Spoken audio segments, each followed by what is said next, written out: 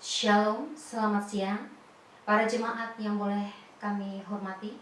Dan sebentar kita akan beribadah. Mari kita siapkan hati kita. Kita mau pusatkan pikiran dan hati kita hanya kepada Tuhan kita Yesus Kristus.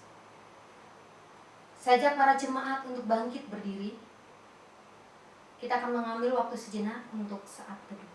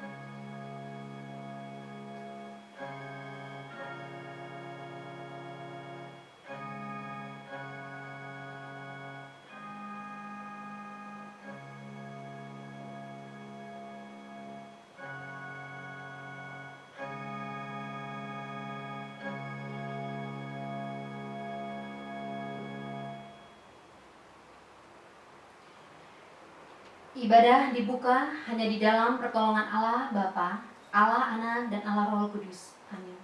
Pembacaan Mazmur kita pada hari ini terdapat di dalam Mazmur 73 ayatnya yang ke-28, berkata demikian. Tetapi aku suka dekat pada Allah. Aku menaruh tempat perlindunganku pada Tuhan Allah, supaya dapat menceritakan segala pekerjaannya. Haleluya. Singar, silakan untuk maju ke depan. Untuk mengawali ibadah kita pada siang hari ini, mari kita mau bersukacita melihat kemuliaan Tuhan di atas setiap kita. Kita akan mengangkat pujian, kecaplah dan lihatlah.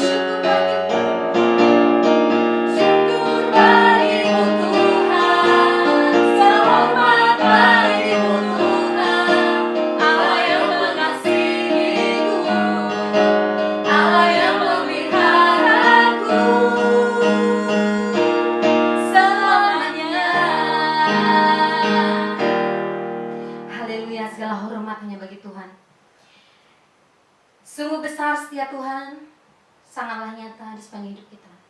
Tetapi kadang kita kurang mawas, kurang sadar bahwa Tuhan sudah melakukan hal-hal yang besar dalam hidup kita. Kita mau meninggikan Dia yang melebihi segala-segalanya, terkhusus di dalam kondisi dan situasi saat ini yang membuat kita tidak dekat dengan Tuhan. Tetapi mari, dekatkanlah lagi diri kita sama Tuhan. Lebih dalam ku menyembah. Lebih dalam ku menyembah.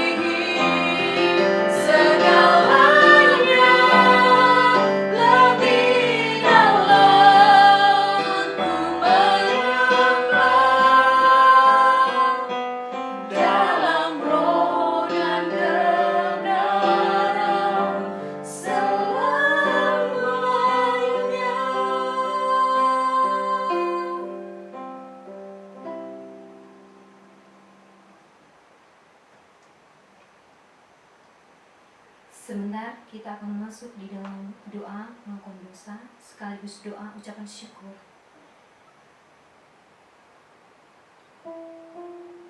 Sebuah pujian yang mengatakan hidup adalah kesempatan, bukan kesempatan kita untuk bersenang-senang, hanya bersuka cita, juga bukan hanya kesempatan untuk boleh menikmati semua karya Tuhan tanpa kita menjadi berkat buat Tuhan, dan khususnya adalah berkat buat sesama kita.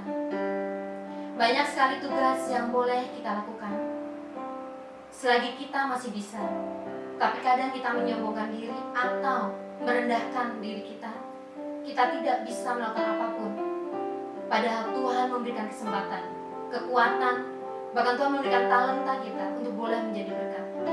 Oleh karena itu, sembari kita mengangkat pujian ini, kita buka hati kita.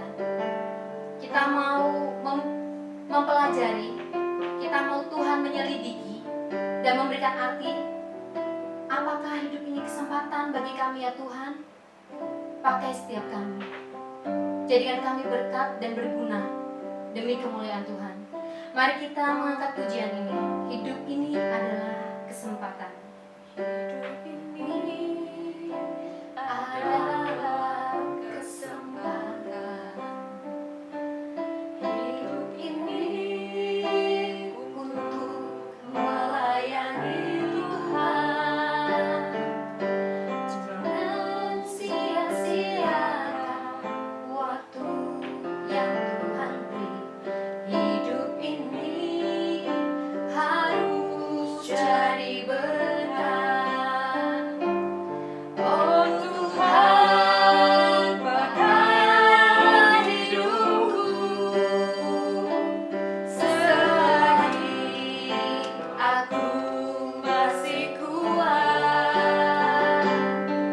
Bila saatnya nanti ku tak berdaya lagi, hidup ini sudah jadi berkat. Katakan sekali lagi, hidup ini adalah kesempatan. Hidup ini adalah kesempatan. Hidup ini untuk melayani Tuhan. Jangan sia-siakan waktu yang Tuhan beri. Hidup ini harus jadi berkat. Oh Tuhan, pakai hidupku selagi aku masih kuat. Bila saatnya nanti ku tak berdaya lagi, hidup ini sudah jadi berkat. Mari kita ambil sejenak saat teduh. Kita masuk di dalam doa syukur kita dan doa pengakuan dosa. Terbukalah kepada Tuhan, karena Tuhan Maha mengetahui. Bila engkau mengakui segala dosa, maka engkau dapati Tuhan setia dan adil. Kita juga mengucap syukur karena Tuhan memberikan kita kekuatan terus dan kekuatan dari hari tiap hari, untuk menjadikan hidup ini kesempatan untuk menjadi berkat bagi sesama kita.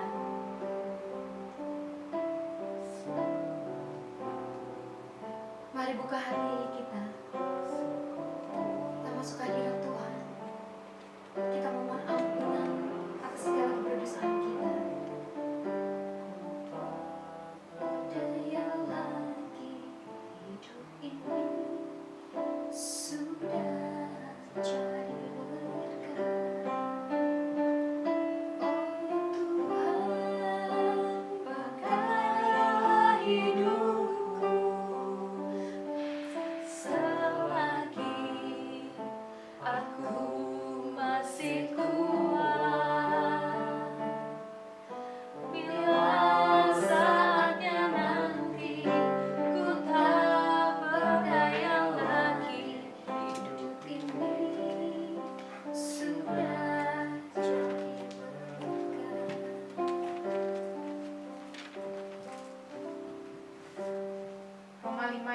13 berkata, "Saudara-saudara, memang kamu telah dipanggil untuk merdeka.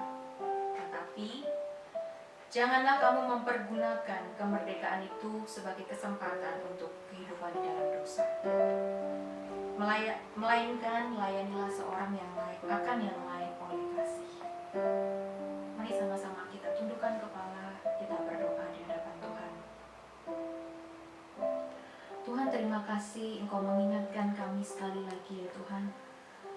Dari lagu pertama Engkau mengingatkan, mengecap dan melihat betapa baiknya Tuhan dalam kehidupan kami. Sungguh baik Engkau Tuhan dalam kehidupan kami, sehingga membawa kami ke dalam penyembahan ya Tuhan, yang sungguh-sungguh kami mau menyembah Tuhan karena kami melihat, kami sudah mengecap, kami sudah merasakan betapa baiknya Tuhan. Dan Tuhan juga mengingatkan kepada kami akan satu lagu, hidup ini adalah kesempatan. Ya Tuhan, hidup ini adalah sebuah kesempatan. Kesempatan bagi kami bukan hanya untuk melayani Tuhan lebih lagi, tapi kesempatan bagi kami untuk sekali lagi datang di hadapan Tuhan dan mengakui segala dosa kami di hadapan Tuhan. Tuhan, kami adalah anak-anak Tuhan yang hari ini, sampai hari ini Tuhan, kami masih punya banyak cacat celah. Tuhan, kami masih bergumul dengan banyak hal. Kami bergumul dengan banyak dosa, dengan kekecewaan kami, dengan pergumulan-pergumulan lainnya Tuhan, yang membuat kami Tuhan gak bisa fokus sama Tuhan, yang membuat kami tidak bisa benar-benar mempergunakan kesempatan yang Tuhan berikan untuk kemuliaan nama Tuhan. Bapa, sekali lagi ampunilah dosa kami di hadapan-Mu ya Tuhan. Tuhan, kiranya Engkau kuduskan kami sekali lagi, sucikan kami ya Tuhan, bersihkan kami Tuhan. Tuhan, kasih kami sekali lagi kesempatan untuk boleh memperbaiki hidup kami. Tuhan, kami sungguh-sungguh mau bertobat di hadapan Tuhan. Ketika Tuhan kami gak mampu bertobat, tolong bantu kami Tuhan. Bantu kami Tuhan dalam proses yang tidak mudah ini. Kami sungguh-sungguh bisa bertobat di hadapan Tuhan. Kami boleh berubah Tuhan, sehingga ya Tuhan, kematian Tuhan di atas kayu salib itu sungguh-sungguh boleh punya dampak dalam kehidupan kami. Kami boleh dengan penuh ucapan syukur, dengan tahu diri datang kepada Tuhan. Layakanlah kami Tuhan untuk semakin masuk ke dalam hadirat-Mu ya Tuhan di dalam ibadah ini. Waktu-waktu ibadah ini selanjutnya Tuhan, kami serahkan hanya ke dalam tangan-Mu Tuhan. Terima kasih. Hanya di dalam nama Yesus kami berdoa dan mengucap syukur. Amin. Dengan bangkit berdiri, mari kita akan mengakui pengakuan iman kita, pengakuan iman rasuli. Aku percaya kepada Allah, Bapa yang Maha Kuasa, Khalik langit dan bumi, dan kepada Yesus Kristus, anaknya yang tunggal Tuhan kita, yang dikandung daripada Roh Kudus, lahir dari anak darah Maria, yang menderita sengsara di bawah pemerintahan Pontius Pilatus, disalibkan, mati dan dikuburkan, turun ke dalam kerajaan maut. Dan pada hari yang ketiga, bangkit pula dari antara orang mati, naik ke surga, duduk di sebelah kanan Allah, Bapa yang Maha Kuasa. Dan dari sana ia akan datang untuk menghakimi orang yang hidup dan yang mati. Aku percaya kepada Roh Kudus, gereja yang kudus dan am, persekutuan orang kudus, pengampunan dosa, kebangkitan tubuh, dan hidup yang kekal. Amin. Mari kita berdoa. Tuhan, sekali lagi kami datang ke hadirat-Mu Tuhan. Kami ingin duduk diam, kami ingin sungguh-sungguh mendengarkan firman Tuhan. Tuhan, berkatilah setiap kami yang ada di tempat ini. Kami juga mohon berkat-Mu Tuhan bagi setiap jemaat Tuhan, anak-anak Tuhan yang saat ini sedang menonton via YouTube. Kami berdoa semuanya Tuhan, Kau berkati setiap kami satu persatu dengan firman-Mu. Yang kami butuh, kalau kami butuh kekuatan, kiranya Kau kasih kami kekuatan. Butuh penghiburan, Tuhan kasih kami penghiburan. Butuh teguran, Kau kasih kami teguran. Sehingga ya Tuhan, kami sungguh-sungguh tidak hanya mendengarkan firman Tuhan, tapi kami juga bisa melakukannya. Berkatilah juga hamba-Mu, tolonglah hamba-Mu dengan segala kelemahannya ya Tuhan. Biarlah keterbatasannya ini tidak membuat firman-Mu menjadi gagal atau menjadi susah untuk dicerna dan dipahami oleh jemaat-Mu. Tapi biarlah firman-Mu ini yang dibawakan oleh hamba-Mu ini Tuhan sungguh boleh menjadi berkat bagi setiap orang yang mendengarnya. Hanya di dalam nama Yesus kami berdoa. Amin. Oke. Selamat siang, selamat pagi, dan selamat malam. Mungkin ada yang nonton malam hari ya. Bagaimana kabarnya? Yang di sini bagaimana kabarnya? Luar biasa. Luar biasa ya. Ya, kita bersyukur Tuhan sekali lagi kasih kesempatan kepada kita sekali lagi untuk beribadah. Even hari ini kita dikasih kesempatan untuk juga mendengarkan firman Tuhan ya di saat ini. Bapak Ibu Saudara, saya ingin bercerita sedikit, mungkin ini cerita pernah kalian dengarkan ya. Ada seorang petani di Skotlandia kalau nggak salah, saya lupa. Nah, seorang petani ini malam-malam dia lagi beresin barang-barangnya ya. Dia udah malam kan, dia mungkin mau packing dan sebagainya, dia lagi beres-beres. Nah, ketika dia lagi beres-beres, tiba-tiba ada suara kubrak gitu. Terus ada rintihan seseorang. Duh gitu ya, kalau bahasa Indonesia gitu ya. Aduh gitu mungkin. Terus kemudian petani ini kaget karena itu udah malam dan gak ada siapa-siapa di situ. Kemudian dia segera meninggalkan semua barang-barangnya dan dia pergi untuk mencari tahu ada apa itu, ada siapa gitu, apa yang terjadi. Begitu dia sampai di lumbung padinya, dia lihat ada anak kecil, dia itu jatuh dan kemudian terluka. Nah, si petani ini langsung segera menolong si anak ini dan singkat cerita menolong, kemudian dibawa pulang si anak ini tanpa tahu si anak ini sebenarnya siapa. Nah, besok paginya tiba-tiba ada yang mengetuk pintu rumahnya. Begitu dia buka pintu rumahnya, ternyata ada seorang bangsawan yang berdiri di hadapannya dengan anak kecil yang kemarin itu.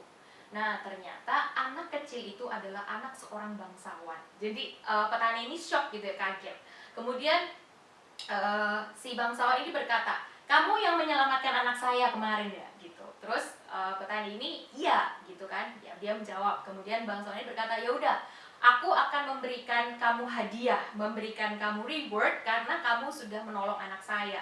Gitu. Terus petaninya ini bilang, "Oh nggak perlu, nggak perlu kasih apa-apa. Aku dengan tulus menolong anak ini." Tetapi namanya bangsawan ya, dia nggak terima. Dia bilang, nggak bisa. Aku harus memberikan imbalan." Nah, singkat cerita, setelah mereka berdiskusi, berdebat, nggak ada yang mau mengalah, anak dari si petani ini muncul. Terus kemudian si bangsawan ini notice, terus dia bilang, "Ini siapa? Ini anakmu ya?" gitu.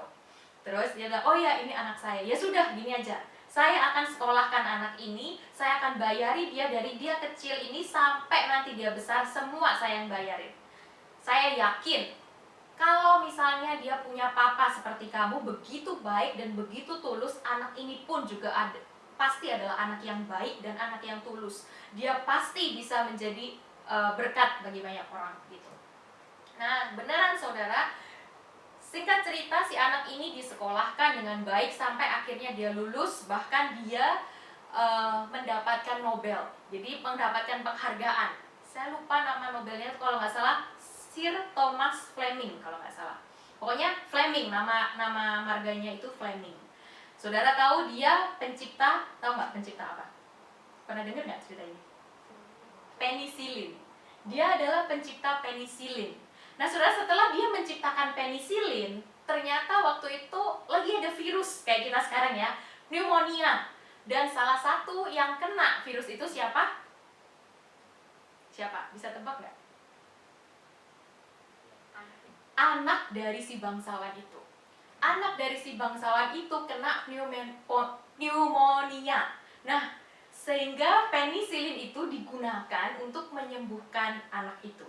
Nah, saudara, dari kisah ini tuh diceritakan like father like son. Jadi seperti seorang ayah yang begitu tulus dan begitu baik, demikian juga anaknya juga demikian. Kita juga sering mendengarkan pepatah yang mengatakan buah jatuh tidak jauh dari pohonnya, ya kan? Sehingga kalau misalnya kita lihat ada seorang anak yang baik, seorang anak yang nurut gitu, kita akan mikirnya gini, oh ini papa mamanya ngajar nih dengan baik, papa mamanya benar-benar mendidik anak ini dengan baik. Sebaliknya, kalau anak ini nakal, anak ini urakan, kita kan bilang ini pasti keturunan bapaknya ini, pasti ini bapaknya dulu nakal kayak gini, atau ini orang tuanya nggak bisa mendidik anaknya dengan baik. Jadi seolah-olah bagaimana anak itu tergantung dengan bagaimana orang tua, bagaimana papa atau mama kita. Saudara, kalau misalnya saya tanya nih sama yang ada di sini ya, kalau Korobi mirip nggak sama mama? Apa yang bikin Ko Robi itu mirip sama mama? Coba. Boleh bad-nya atau good-nya, terserah. Yang orang tuh sering bilang, oh ya pantas kamu anaknya AI ini, kamu tuh persis banget begininya misalnya. Ada nggak? Face. Apa? Face. Selain face yang karakter nggak ada? Behavior.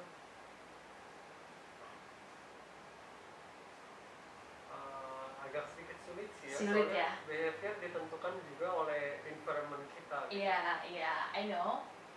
Terus kalau Steven, ada nggak Steve?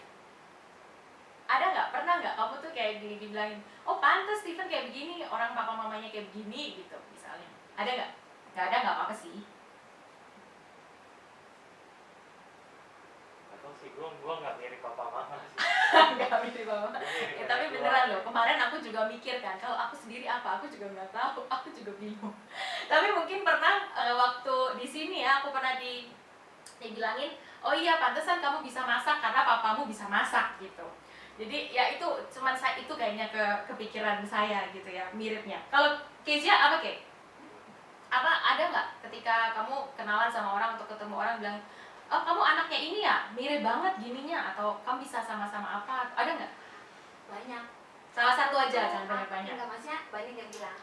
Aku itu versi bapak, versi ceweknya. Versi ceweknya bapak, ya kalau cewek biasanya begitu ya. Nah saudara, itu tadi kalau kita sama orang tua kita. Nah kalau sama orang tua kita pasti kita ada bad-nya, nirunya apa, good-nya, nirunya apa, itu udah pasti. Anak itu akan meniru orang tua. Makanya kan parenting itu sangat penting saudara. Nah sekarang pertanyaannya yang lebih dalam lagi saudara, kalau kita ini bukankah kita ini adalah anak-anak Tuhan, ya kan? Kita adalah anak-anak Tuhan, pertanyaannya, kita ada miripnya sama Tuhan nggak? Ada nggak karakter kita itu yang mirip sama Tuhan? Ya, cuma cukup direnungkan saja ya. Kita buka Alkitab kita dulu dari Lukas pasal yang ke-6. Lukas pasal yang ke-6 ayat 43 sampai 45.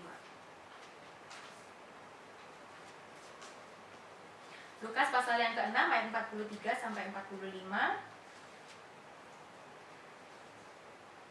Oke? Sudah menemukan, saya akan membacakan buat kita semuanya ya. Pohon dan buahnya. Karena tidak ada pohon yang baik yang menghasilkan buah yang tidak baik, dan juga tidak ada pohon yang tidak baik yang menghasilkan buah yang baik. Sebab setiap pohon dikenal pada buahnya. Karena dari semak duri orang tidak memetik buah ara, dan dari duri-duri tidak memetik buah anggur. Orang yang baik mengeluarkan barang yang baik dari perbendaharaan hatinya yang baik, dan orang yang jahat mengeluarkan barang yang jahat dari perbendaharannya yang jahat, karena yang diucapkan mulutnya meluap dari hatinya. Ya, sedemikian jauh pembacaan firman Tuhan. Saudara, masih bicara soal pohon ya. Kita itu diciptakan sama Tuhan, itu seperti kita diciptakan sama Tuhan, bayangkan bahwa Tuhan itu adalah pohonnya dan kita itu seperti buahnya gitu ya. Ketika kita itu dikatakan berasal dari Tuhan, kita itu pasti Tuhan itu baik. Tuhan itu nggak mungkin ada dua kemungkinan. Kalau orang tua ada kemungkinan dia bad side-nya, ada good side-nya. Tapi kalau Tuhan itu pasti cuma satu, baik. Jadi ketika kita diciptakan oleh Tuhan, kita pasti baik. Ya, ketika di Kejadian pertama, ketika Tuhan Yesus selesai menciptakan, Tuhan berkata apa? Semua sungguh amat baik. Tuhan menciptakan manusia itu baik. Manusia itu pada awalnya baik. Sampai manusia makan buah dan akhirnya jatuh ke dalam dosa. Sehingga dosa merusak. Sehingga saudara, manusia itu rusak. Manusia itu tidak lagi baik.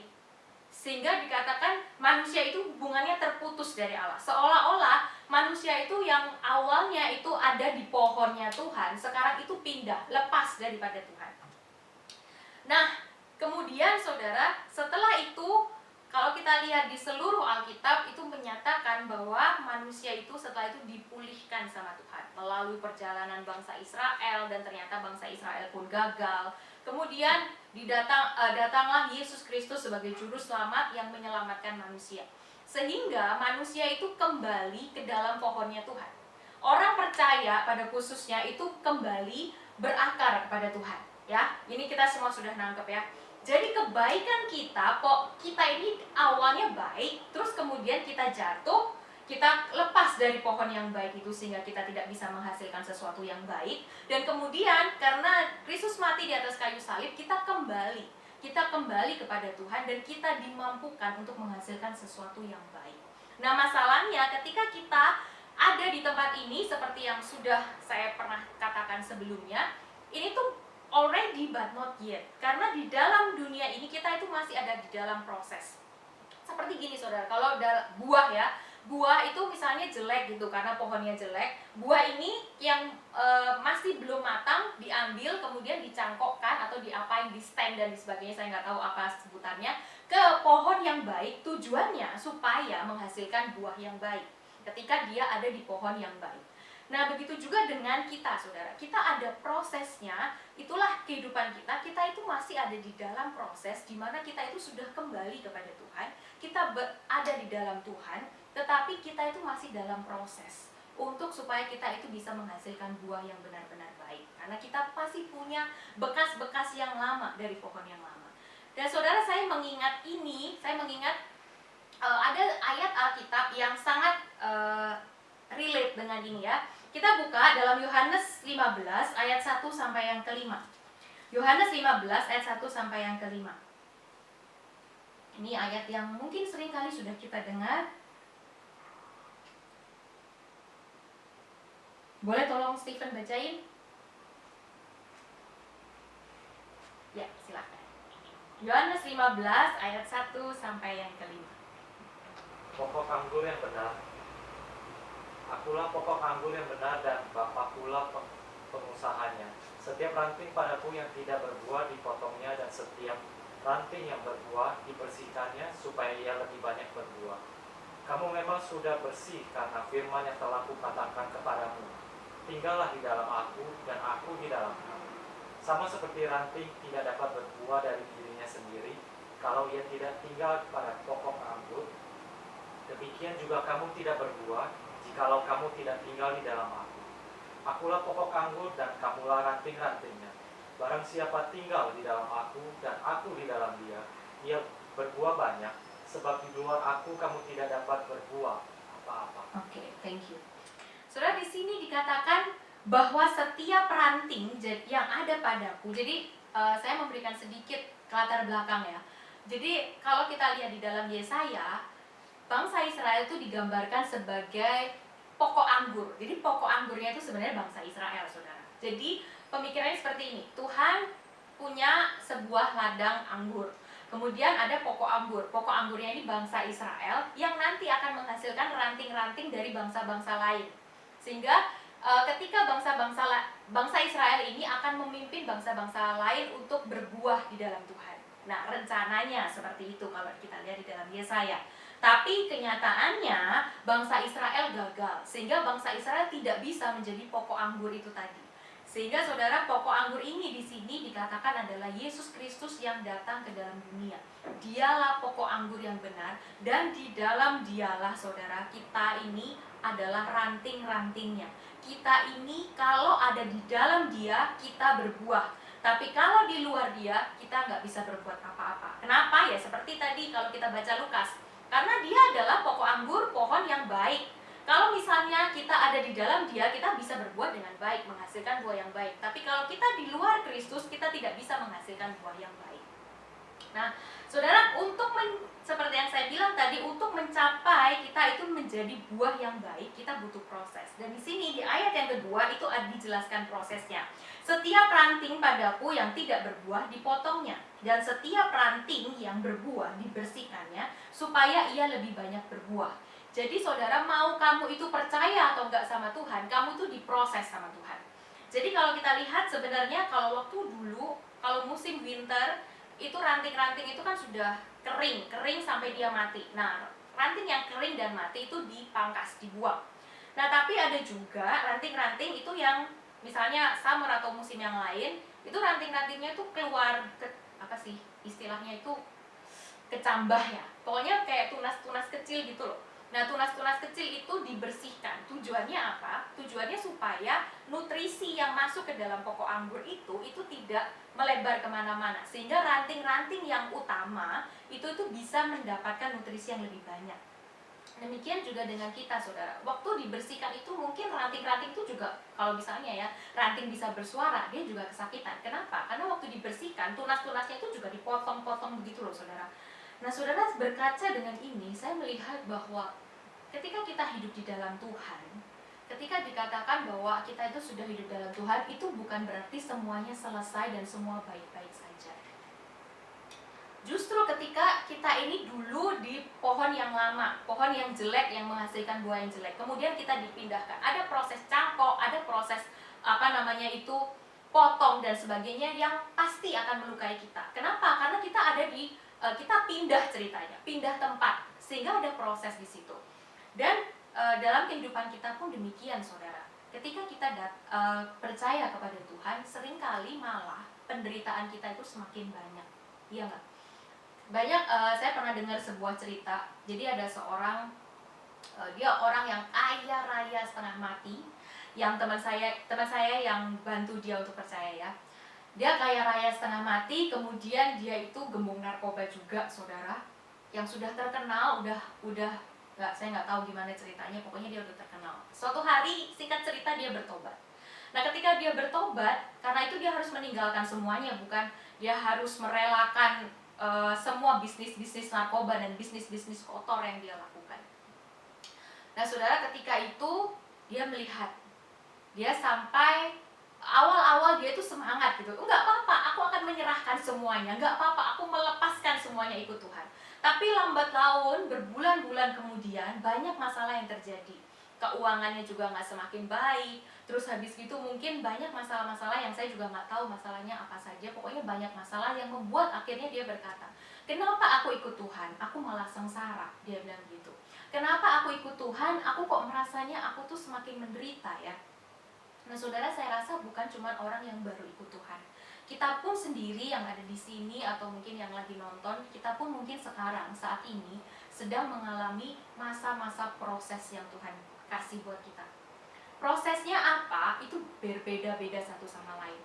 Misalnya, saudara, kalau misalnya di sini kita bicara soal buah ya, saya memikirkan bahwa kalau buah yang kita dihasilkan oleh anak-anak Tuhan, buah yang baik yang kita hasilkan tentu akan mengacu kepada Galatia 5 ayat 22 dan 23. Kalian tahu isinya? Apa? Buah-buah roh. Galatia 5 ayat 22 dan 23. Ada yang hafal di sini? Boleh menghafal? Tuh, Pak. Kasih, sukacita, damai sejahtera, apa? Kesabaran. Terus apa? Kemurahan dulu, kebaikan, ya kan? Terus kesetiaan, kelemah lembutan, dan penguasaan diri. Itu buah-buah roh. Jadi saya memikirkan, saudara, harusnya buah kita, orang-orang Kristen itu kita harusnya punya kasih, punya sukacita, punya damai sejahtera, kesabaran. Dan kasih itu bukan cuma kasih yang, kalau misalnya gini ya, aku ada di dalam Alkitab dan mungkin kita juga sering dengar, aku mengasihi kamu karena kamu mengasihi aku. Itu jelas. Aku mengasihi kamu karena kamu orangnya baik. Itu jelas. Itu bukan buah roh.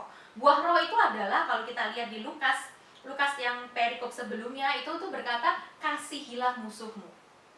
Itu namanya kasih, saudara. Sehingga kalau mungkin ya, saudara, saya memikirkan mungkin kita sekarang ada di dalam proses di mana Tuhan memproses kita untuk memiliki buah roh kasih. Mungkin pada saat ini Tuhan itu sedang mengizinkan kita bertemu dengan orang-orang yang justru bencekno, justru itu menjengkelkan, yang membuat kita itu semakin susah untuk mengasihi. Tapi justru disitulah, kalau kita bisa melakukannya, itu justru disitulah buah roh itu sebenarnya sudah ada, sudah berbuah dengan baik. Atau mungkin saudara, kita sedang bergumul, kita sedang diproses sama Tuhan soal damai sejahtera. Selama ini kita merasa bahwa sejak aku jadi Kristen, hidupku damai sejahtera. Tapi mungkin kita lupa, mungkin kita nggak menyadari juga, mungkin kita nggak pernah notice, saudara. Kedamaian kita itu kita taruh di deposito kita.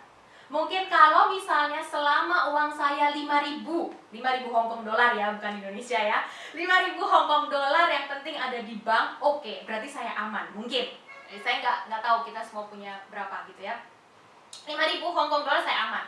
Tetapi dalam kondisi yang seperti ini, banyak yang kena pecat, terus habis gitu banyak juga yang teman-teman saya itu bilang ya, saudara, teman saya buka usaha-usaha gitu, mereka sedang kebingungan gimana ini usaha mampet, ya kan? Apalagi yang kalau buka makan itu pun buka restoran, cuman bisa delivery dan itu cuman sedikit, nggak banyak. Udah gitu sebentar lagi udah Idul Fitri, harus kasih THR. Terus habis itu nggak mungkin gaji diberhentikan. Nah, saudara itu mikir setengah mati. Ya mulailah, itulah di situ dipertanyakan, ada nggak damai sejahtera? Ketika depositomu yang 5.000 itu mulai terguncang, mulai menipis, sudah hampir mendekati atau bahkan kurang dari 5.000, mulai nggak, ada nggak masih damai sejahtera di dalam hidupku dan hidupmu? Atau misalnya saudara soal kesabaran, soal penguasaan diri. Selama ini kita itu jauh dari keluarga, kita ada di Hong Kong, kuliah di Hong Kong dan sebagainya. Dulu kita yang terus tengkar sama papa sama mama dari pagi sampai malam. Ketika kita di Hong Kong, kita bersyukur, ya kan? Kita bilang, puji Tuhan, setelah aku di Hong Kong, aku tuh udah nggak pernah bertengkar. Iya iyalah, jelas orang kamu jarang ketemu kan? Masa udah nggak pernah ketemu masih harus tukaran apa? Harus berantem gitu ya, walaupun mungkin ada gitu. Nah, saudara, ketika kita dikembalikan, mungkin saudara-saudara, teman-teman yang di Jakarta, yang di Surabaya, yang di Indonesia, ketemu nih sama papa, mama lagi, ketemu sama adik, kakak lagi, terus sudah ketemu setiap hari, nggak cuma setiap hari loh saudara, kalau biasanya dulu kerja, malam baru ketemu, sekarang 1 kali 24 jam. Mulailah kesabaran kita diuji, mulailah penguasaan diri kita untuk nggak membentak orang tua, untuk nggak mukulin adik mungkin, untuk nggak melakukan hal-hal yang menyakiti keluarga kita, itu mulai diuji. Dan saudara, disitulah sebenarnya Tuhan sedang memproses kita. Seperti ranting-ranting itu saudara, Tuhan sedang mengikis, sedang membabat tunas-tunas yang nggak penting, yang bisa menghambat pertumbuhan rohani kita, menghambat pertumbuhan kita untuk bisa menghasilkan buah yang baik.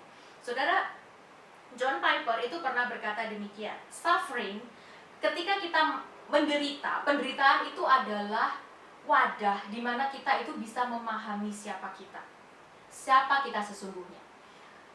Seorang bapak bernama, bukan bapak sih, mungkin dosen kali ya, saya pernah kemarin ikut seminar leadership, itu namanya Sen Sanjaya atau pokoknya Pak Sen gitulah namanya. Dia itu saudara berkata demikian, ketika kamu menjadi seorang leader yang baik itu tidak dinilai ketika tidak ada masalah. Leader yang baik itu bisa diketahui ketika leader itu menghadapi sebuah masalah. Apa yang akan dia lakukan, bagaimana dia berhadapan dengan bagaimana dia berhadapan dengan masalah itu. Itu baru bisa menentukan leader yang baik atau enggak. Nah saudara, masalah itu membuat kita memahami siapa diri kita. Apakah kita ini benar-benar sudah menghasilkan buah yang baik atau tidak. Terus kemudian saudara juga kalau kita baca Ayub, saudara, Ayub itu pertama kali hidupnya itu aman, damai, sejahtera, nggak ada masalah. Sampai akhirnya si setan ini datang kepada Tuhan dan setan bilang apa sama Tuhan? Tuhan, ya wajarlah kalau anakmu ini setia, wajarlah kalau dia ini taat sama Tuhan. Lawang semua itu lu mbok turuti, semua ya kebaikan-kebaikan Tuhan kasih. Duit ada, anak banyak, kambing domba banyak, apalagi gak ada. Tuh.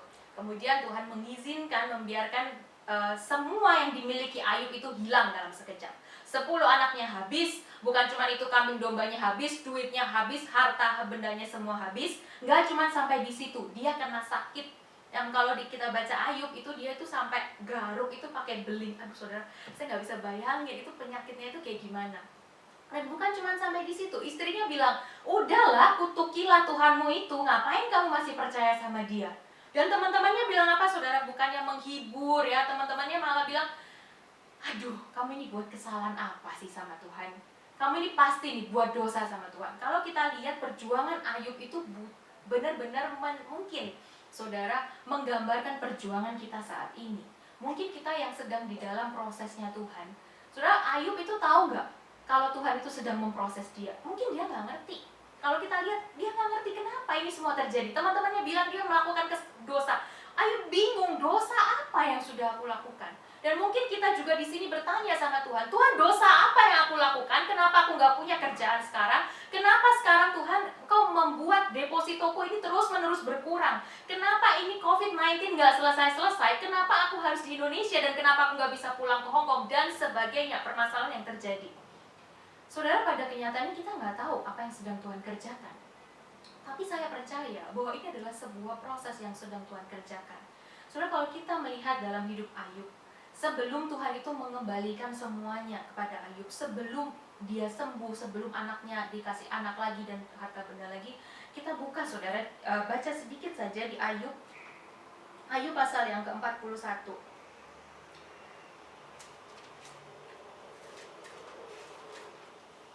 Ayub pasal 41. Di situ, ayat 42. Dari ayat yang kelima ya, pasal 42 ayat yang kelima. Hanya dari kata orang saja aku mendengar tentang engkau. Ini dia berdoa kepada Tuhan. Tetapi sekarang mataku sendiri memandang engkau. Saudara, ini adalah suatu hal yang luar biasa. Tuhan itu belum memulihkan keadaan Ayub. Tapi melalui penderitaan, saudara, Ayub mengenal siapa itu Tuhan. Ayub bilang, aku tuh cuma dengar. Aku nggak tahu siapa Tuhan, tapi sekarang melalui apa yang dia alami, dia melihat siapa itu Tuhan. Saudara, saya sedikit kesaksian juga, mungkin teman-teman pernah dengar Conan Crystal. Saya juga pernah kesaksian ini, bukan kesaksian sih, lebih tepatnya saya cerita di grup Komsel ya. Conan Crystal itu adalah dua anak kecil, saudara. Mungkin saya nggak tahu usianya, mungkin 5 tahun dan 4 tahun, makanya masih kecil lah. Papa mamanya itu punya dua anak, Conan dan Crystal, dan dua-duanya ini kena namanya itu thalassemia beta mayor. Saya nggak tahu itu penyakit apa, tapi yang pasti itu penyakitnya cukup berbahaya. Dan dua-duanya loh saudara, ini bukan anak kembar, kayaknya anak kayak kakak adik, saya juga nggak gitu paham. Terus habis gitu mereka harus mengalami kemoterapi, mereka harus ke Thailand sekarang ini 6-10 bulan ini mereka itu di Thailand untuk kemo si Conan. Ini baru Conan.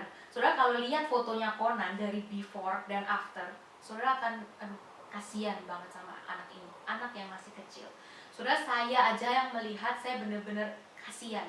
Apalagi orang tuanya yang melihat kedua anaknya. Saudara, dalam satu postingan, papanya itu berkata demikian, 6-10 bulan ini seperti roller coaster buat saya. Saya itu seperti naik turunin sama Tuhan. Ini itu masih Conan, belum Crystal. Crystal tuh belum diapa-apain. Terus kemudian gak cuma sampai di situ, saudara, dia berkata demikian. Dulu saya itu sering mendengar bahwa Tuhan itu baik dan setia. Tetapi saya sekarang melihat bahwa Tuhan itu memang benar-benar baik dan setia. Saudara, Conan dan Crystal sampai sekarang masih berjuang. Kalau saudara lihat, Conan juga masih keadaannya seperti itu, tapi puji Tuhan dia bisa sudah keluar dari rumah sakit. Tapi keadaannya masih seperti itu, saudara. Sehingga bukan karena keadaan yang membaik, ayahnya ini bisa berkata bahwa Tuhan itu baik dan setia. Nggak cuma sampai di situ, saudara. Banyak yang bilang kalau Tuhan itu sedang menguji gua sekeluarga lewat ini semua. Tapi sedari awal justru gua ngerasa kalau Tuhan sedang mengajak gua untuk memperbaiki perspektif gua tentang bagaimana hidup dalam anugerah Tuhan. Karena kalau ujian itu sekedar ngetes apakah kita qualified atau enggak. Tapi ini pola pikir gua diubah dalam mengerti lebih lagi. So absolutely, this is not a test but a journey with God. Ini bukan ujian, tapi sebuah perjalanan bersama dengan Tuhan. Saudara, orang-orang ini melihat di dalam penderitaan yang mereka lakukan, orang-orang ini bisa melihat bahwa Tuhan itu sedang memproses mereka. Ini perjalanan bersama dengan Tuhan. Saudara-saudara, mungkin hari ini kita juga datang ke sini, kita juga punya permasalahan yang sama. Kita punya pergumulan yang sama. Kita mungkin punya pergumulan yang sama, saudara. Ketika kita ada di tempat ini atau mungkin kita sedang mendengar ini, mungkin kita lagi marah sama Tuhan. Saya juga sempat cerita kemarin di Komsel, saya juga 2-3 minggu kemarin saya sempat merasa seperti itu sama Tuhan. Saya merasa, Tuhan, kalau Tuhan mau didik saya, kenapa tiba-tiba semuanya langsung Tuhan ambrekin ke saya dan aku gak kuat. Saya bilang gitu sama Tuhan, saya benar-benar gak kuat. Tuhan kalau misalnya Tuhan mau didik itu Tuhan mau proses ya satu-satu gitu. Dan yang kedua kemudian saya berpikir, Tuhan saya itu di sini sudah sendirian loh. Kalau saya di rumah, saudara, saya memikirkan kalau saya di rumah saya punya pembentukan prosesnya Tuhan, mungkin saya bisa ngeles, saya bisa melakukan hal-hal yang lain untuk melupakannya. Jadi misalnya saya bisa keluar sama teman-teman saya bisa hangout dan sebagainya, berusaha melupakan. Tapi ketika saya ada di tempat ini, saya sendirian dan Tuhan mengizinkan ini semua terjadi, akhirnya saya berkata sama Tuhan, Tuhan aku bener-bener gak kuat, aku mau nyerah, aku udah gak tahu, udah Tuhan mau ngapain udah terserah lah. Kenapa Tuhan begitu jahat sama aku? Saya sama waktu itu berkata demikian. Tapi saudara, Tuhan itu Tuhan yang luar biasa. Tuhan itu Tuhan yang tidak pernah meninggalkan kita. Walaupun saudara kata-kata saya itu benar-benar mungkin membuat hati Tuhan kecewa. Mungkin Tuhan bilang, gak kayak gitu. Tapi saudara, Tuhan itu tetap datang kepada saya, tetap menyertai saya dengan hal-hal yang kecil yang saya tidak pernah bayangkan sebelumnya. Saudara, sering kali kita berpikir bahwa ketika aku merasakan berkat dari Tuhan, pengharapan dari Tuhan itu pasti sesuatu yang besar, mujizat, sesuatu yang spektakuler. Enggak. Udah tahu, ada kejadian saudara satu hari di waktu saya bergumul itu, ini sesuatu yang sederhana, mungkin kalian akan menertawakan, tapi disitulah saya melihat Tuhan itu benar-benar masih ada sama saya. Jadi begini, saya itu lagi kerja, akhir minggu saya tuh lagi sibuk kerja, saya masak air, terus habis gitu saudara, saya kerja, saya lupa kalau saya lagi masak air. Jadi saudara bayangkan itu sampai baunya tuh udah hangus, saudara. Udah hangus, saya baru notice, oh iya, saya masak air. Tapi saudara, begitu saya lihat itu dan maksudnya tidak terjadi apa-apa gitu ya, itu sampai pancinya itu udah sampai gosong gitu, saya mikir, oh Tuhan itu baik ya, Tuhan itu benar-benar ada, dan Tuhan itu mengasihi saya dari hal yang sekecil itu. Dan gak cuman hal kecil itu, saudara, saya yakin kok banyak hal kecil yang Tuhan kasih buat kita. Tuhan masih kasih kita makan dan sebagainya. Saya tidak bermaksud untuk memperkecilkan masalah atau proses yang sedang kita alami. Tapi saudara, Tuhan itu mengasihi kita. Tuhan tidak pernah meninggalkan kita. Roma pasal yang ke-8 ayat 38 sampai 39. Roma pasal 8 ayat 38 sampai 39 berkata demikian, saudara. Ini juga menguatkan saya. Sebab aku yakin bahwa baik maut maupun hidup, baik malaikat-malaikat maupun pemerintah-pemerintah, baik yang ada sekarang maupun yang akan datang, atau kuasa-kuasa, baik yang di atas maupun yang di bawah, ataupun sesuatu makhluk lain, tidak akan dapat memisahkan kita dari kasih Allah yang ada dalam Kristus Yesus Tuhan kita. Saudara, penderitaan kita yang paling besar yaitu ketika kita harus melawan dosa, kita harus menanggung dosa, itu semua sudah ditanggung sama Tuhan. Ketakutan kita yang paling besar yaitu kematian, saudara. Ini quotes dari Pak Yakub Trihandoko. Kematian yang paling kita takutkan, saudara, itu sudah dibereskan dengan kubur yang kosong. Saudara, ini mengingatkan kepada kita, Tuhan yang rela datang ke dalam dunia, Tuhan yang rela mati di atas kayu salib buatku dan buatmu. Tuhan itu bukan Tuhan yang melihat, memproses kita dan meninggalkan kita. Enggak, Ibrani 4 berkata Tuhan itu adalah Tuhan yang merasakan penderitaan kita. Tuhan yang enggak cuma lihat dari atas, Tuhan tuh pernah merasakannya. Tuhan juga pernah menangis bersama dengan kita. Kita lihat waktu Lazarus meninggal, Tuhan juga menangis. Tuhan juga merasakan kesedihan yang kita rasakan. Tuhan tahu bahwa pergumulan ini berat buat kita. Tapi Tuhan ingin kita tetap ada bersama dengan Tuhan. Tuhan ingin seperti Yohanes 15 berkata, Tuhan ingin kita tetap tinggal diam di dalam Dia. Karena justru di dalam Dia, walaupun itu berat, Dia terus bersama-sama dengan kita. Dia nggak pernah meninggalkan kita. Sehingga ketika kita keluar, kita berusaha lepas daripada Tuhan, kita justru semakin sakit, saudara. Dan dikatakan kita nggak bisa berbuat apa-apa. Saudara, sekali lagi, pohon yang baik itu menghasilkan buah yang baik. Ketika kita itu sudah ditangkap sama Tuhan, kita itu benar-benar berakar sama Tuhan, Tuhan gak akan pernah meninggalkan kita. Jadi pasti kita akan menghasilkan buah yang baik. Kita pasti bisa melakukan hal-hal yang baik. Tapi untuk mencapai kesempurnaan itu kita butuh proses. Dan di dalam proses itu pun Tuhan ada bersama dengan kita. Di sini, saudara, Tuhan itu tidak menuntut kita untuk menghitung seberapa banyak buah yang akan kita lakukan dengan sempurna.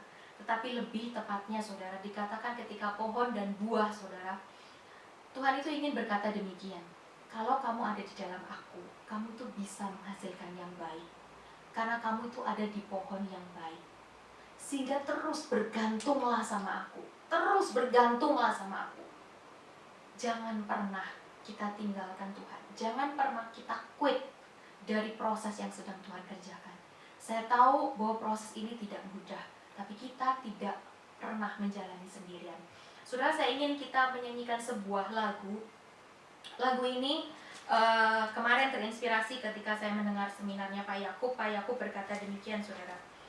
Walaupun kita itu tidak tahu sebenarnya apa yang sedang Tuhan kerjakan. Mungkin saat ini kita juga bertanya-tanya, Tuhan ini ngapain sih dengan keadaan saya seperti ini? Pak Yakub berkata demikian, saudara, dan ini diambil dari lagu ini. Ketika kita nggak tahu Tuhan itu sedang ngerjain apa, percayalah akan hatinya. Mari kita nyanyikan Trust His Heart. All things work for our good, though sometimes we can't see how they struggles that break our hearts in two, sometimes blind us to the truth. Our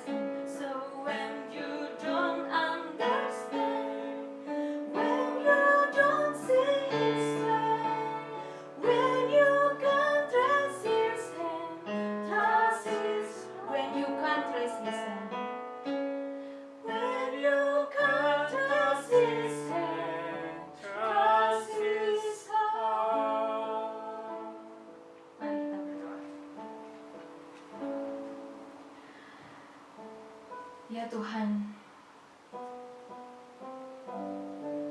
ketika hari ini Tuhan, kami benar-benar nggak tahu Tuhan lagi buat apa sih sebenarnya dalam hidup kami. Ketika kami tidak bisa melihat rencana Tuhan yang begitu indah dalam hidup kami, Tuhan bantu kami untuk tetap percaya. Bantu kami tetap untuk keep hang on Tuhan. Tetap ada di dalam pohon yang baik itu. Kami tetap tinggal di dalam Tuhan. Dan seperti Yohanes 15 berkata, Tuhan, kami tidak bisa apa-apa di luar Tuhan.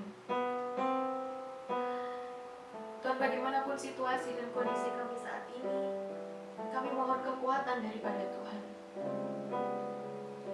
Kami percaya ya Tuhan, Tuhan adalah master plan. Tuhan yang tahu hidup kami cuma bisa lihatnya tuh sekarang. Tapi kami percaya Tuhan itu gak cuma lihat yang sekarang, tapi Tuhan itu lihat awalnya bagaimana, akhirnya bagaimana. Dan seperti Roma 8 ayat 28 berkata, Tuhan itu membuat segala sesuatu itu baik buat kami. Tuhan gak pernah merancangkan yang buruk bagi kami. Dan Roma 8 ayat 38, 39 berkata, Tuhan itu tidak pernah meninggalkan kami. Tidak ada satupun yang bisa memisahkan kami dari Tuhan. Tuhan, ketika hari ini Tuhan kami tidak bisa merasakan kasih-Mu itu Tuhan, ketika kami tidak bisa melihat hati Tuhan yang mengasihi kami, Tuhan bantu kami untuk mengasihi Tuhan. Bantu kami untuk melihat, bantu kami untuk menyadari betapa sayangnya Tuhan sama kami di tengah pergumulan kami. Tuhan, ini sama sekali gak mudah. Bahkan mungkin Tuhan ada saudara-saudara di tempat ini Tuhan yang saat ini sedang berdoa. Tuhan, kami benar-benar udah gak kuat Tuhan. Kami benar-benar cuma bisa berserah sama Tuhan. Kami gak tahu kami harus ngapain. Tuhan, tolong kami. Terus tolong kami Tuhan, kuatkan kami. Biarlah Roh Kudus-Mu boleh menolong kami. Sehingga ya Tuhan kami benar-benar tinggal diam di dalam Tuhan. Sehingga setiap buah-buah roh itu, buah-buah yang baik itu benar-benar bisa kami hasilkan dalam hidup kami. Bukan hanya bagi kami Tuhan, tapi juga bagi orang-orang di sekitar kami. Karena kami percaya ya Tuhan, ketika kami benar-benar ada di dalam Tuhan, yang efek itu bukan cuma hidup kami, tapi orang-orang di sekitar kami. Tuhan, bantu kami untuk menjadi Kristus-Kristus kecil, menjadi alat perpanjangan Tuhan. Seperti like father, like son, kami juga ingin seperti Kristus. Itulah tujuan hidup kami Tuhan. Bukan hanya secara moral kami mengikuti teladan-Mu Tuhan, tapi kami sungguh-sungguh hidup seperti Kristus. Kami mengasihi, kami punya dasar sukacita, damai sejahtera yang gak pernah akan habis. Bukan karena masalah kami yang tidak tergantung dari masalah kami, tapi tergantung daripada Tuhan. Kami tahu ketika Tuhan tidak pernah meninggalkan kami, tidak ada satupun buah roh ya Tuhan yang bisa lepas dari kami. Terima kasih ya Bapa. Firman-Mu selesai berbicara, tapi biarlah terus Engkau membantu kami, Engkau yang terus menolong kami, memberikan kami pengertian, memberikan kami kekuatan dan penghiburan. Terima kasih Bapa. Hanya di dalam nama Yesus kami berdoa dan mengucap syukur. Amin.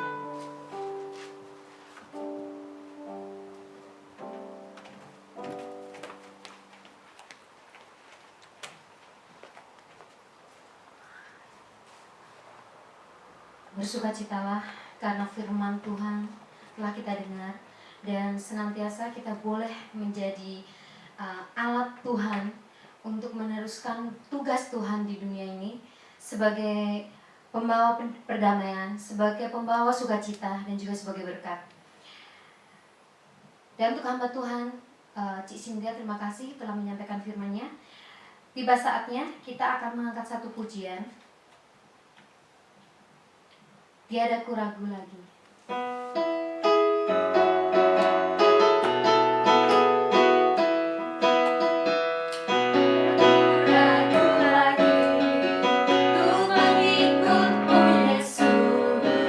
Tiada ku ragu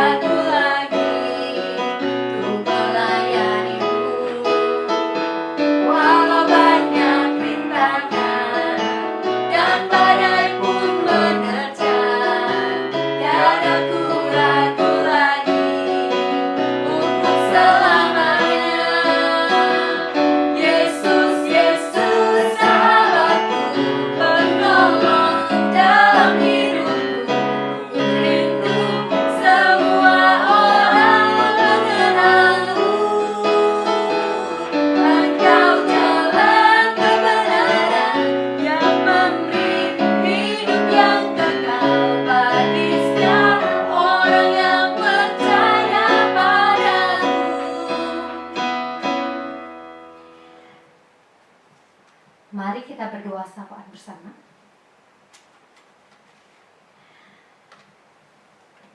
Tuhan Yesus,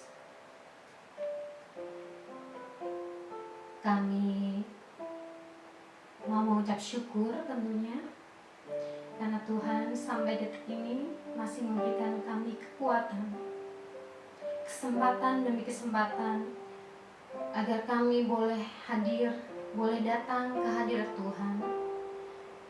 Dan Tuhan izinkan kami untuk beribadah sekalipun banyak sekali kekurangan ya Tuhan dari setiap kami. Ini semua demi kemuliaan dan menyenangkan hati Tuhan. Tolong terima setiap pelayanan kami ya Tuhan. Kami juga berdoa untuk hamba Tuhan Evangelis Cynthia yang Tuhan telah berikan kesempatan juga boleh berada di tempat ini di gereja kami.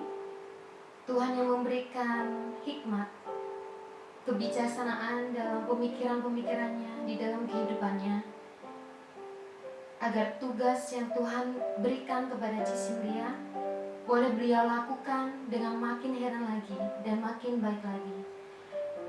Terima kasih Tuhan juga masih satukan hati setiap kami, jemaat Engkau di tempat ini.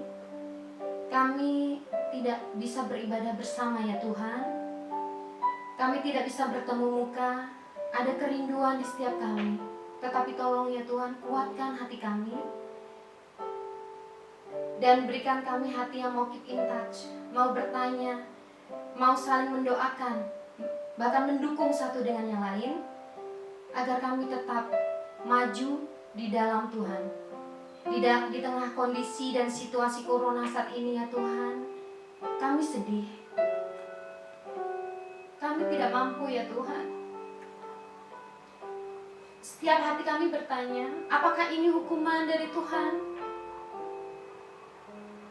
Tetapi kami kembali sadar bahwa apapun yang terjadi di dunia adalah kehendak Tuhan dan rencana yang terbaik daripada Tuhan untuk setiap kami. Tuhan tolong pulihkan dunia ini.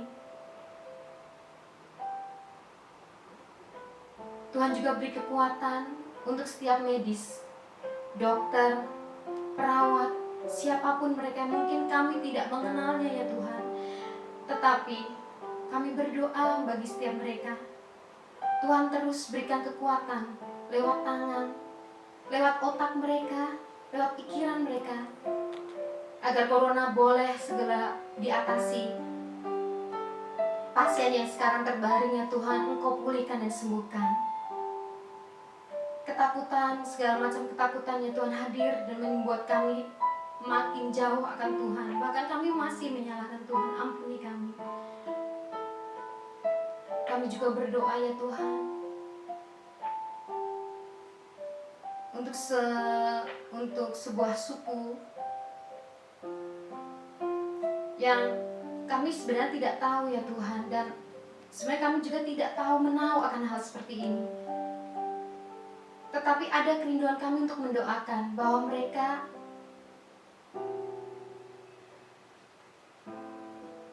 supaya mereka kenal Tuhan, dan atas kehendak Tuhan, Tuhan kirimkan misionaris kepada suku Bedia. Misionaris sebagai alat Tuhan, sebagai pembawa misi Kristus, sebagai pendamai, pengajar, pendidik yang akan dengan tulus melayani Tuhan untuk melayani sesama, untuk melayani suku Bedia di sana supaya Kristus boleh menjadi juru selamat bagi mereka. Tuhan Yesus, kami berdoa untuk setiap kami yang mungkin saat ini mengalami pergumulan yang berat, setiap kami yang mungkin masih mempertanyakan keberadaan Tuhan atau masih mempertanyakan kasih setia Tuhan kepada kami. Tolong ampuni kami ya Tuhan, dan berikan kami kekuatan lebih dan lebih lagi ya Tuhan.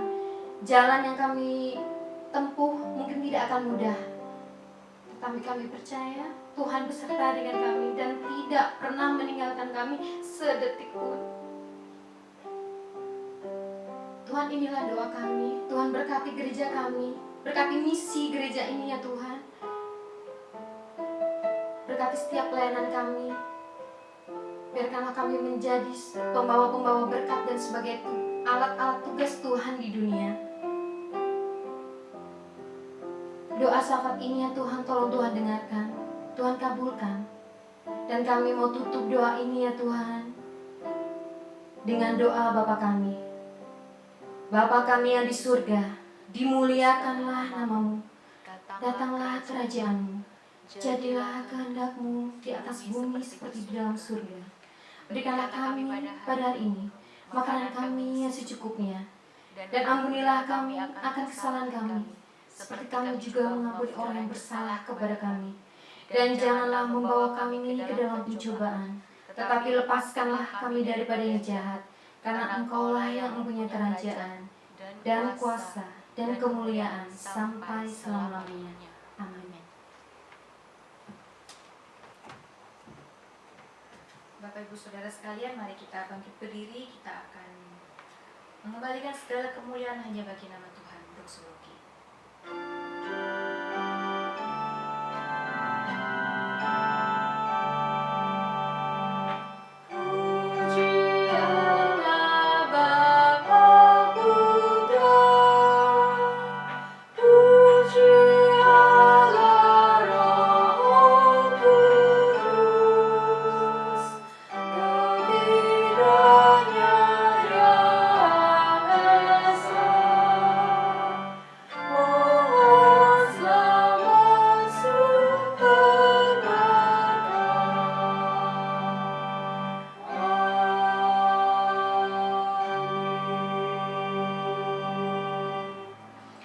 Saudara Yohanes 15 ayat 5 berkata, Akulah pokok anggur dan kamulah ranting-rantingnya. Barang siapa tinggal di dalam aku dan aku di dalam dia, ia berbuah banyak. Sebab di luar aku, kamu tidak dapat berbuat apa-apa. Mari sama-sama kita menerima berkat Tuhan. Kiranya kasih karunia dan damai sejahtera dari Allah Bapa kita dan dari Tuhan Yesus Kristus menyertai kita sekalian dari hari ini sampai Yesus datang kali yang kedua. Amin.